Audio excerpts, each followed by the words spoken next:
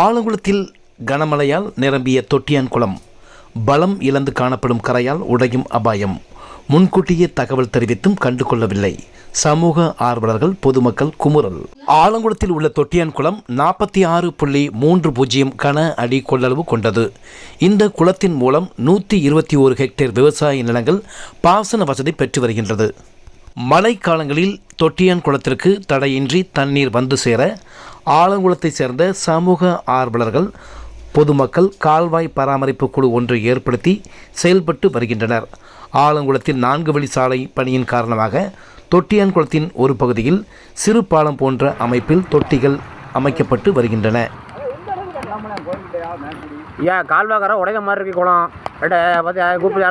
தென்காசி மாவட்டத்தில் இன்று பெய்த தொடர் மழையால் ஆலங்குளம் தொட்டியான்குளம் வேகமாக நிரம்பியது.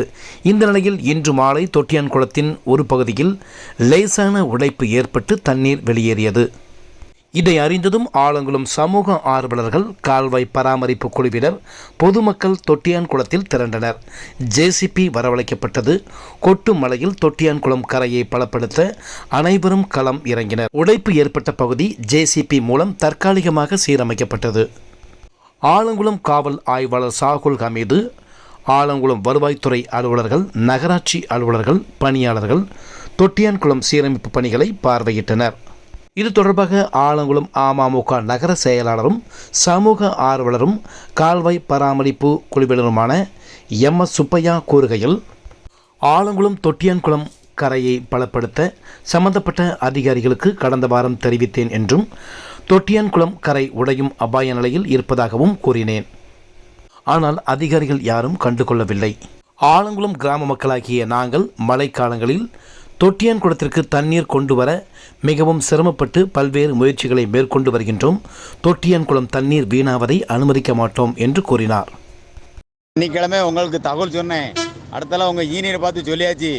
அந்த பாலத்துக்கு கிளக்கூடி தண்ணி தெத்தி போயிட்டுனா ரோட்டை பூரா பிடிங்கிறோம். உங்களுக்கு தான் வேலைப்பாடு. கேள்விகள் மேலே கேள்வி கேட்பாங்க. பார்த்துருங்க. உங்கள் இரும்பு கம்பி முங்கினாலும் பிரச்சனை இல்லை, பாலம் முங்கினாலும் பிரச்சனை இல்லை. இதுக்கு மேலே நான் தகவல் சொல்ல வேண்டிய என் கடமை நான் சொல்லிட்டேன். அப்புறம் தண்ணி போய்ட்டு முன்னாடி தகவல் சொல்லலை, அது சொல்லன்னு சொல்லாங்க. நாங்கள் ஊரில் செலவழித்து எங்கள் ஊர் காலையில் தண்ணி கொண்டு வந்துட்டு இருக்கோம்.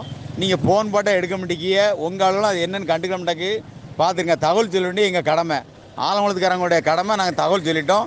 ரோட்டை பிடிங்கிட்டு பைப்பை பிடிங்கிட்டுன்னு சொல்லாங்க. எங்கிட்ட ஆளே சொல்லாங்க. ஓகே அண்ணாச்சி, நாளைக்கு பண்ணிடுறோம் அண்ணாச்சி. கண்டிப்பாக வண்டி கொஞ்சம் ரிப்பேர் ஆகிடுச்சு அண்ணாச்சி, அதான் பண்ண முடியல.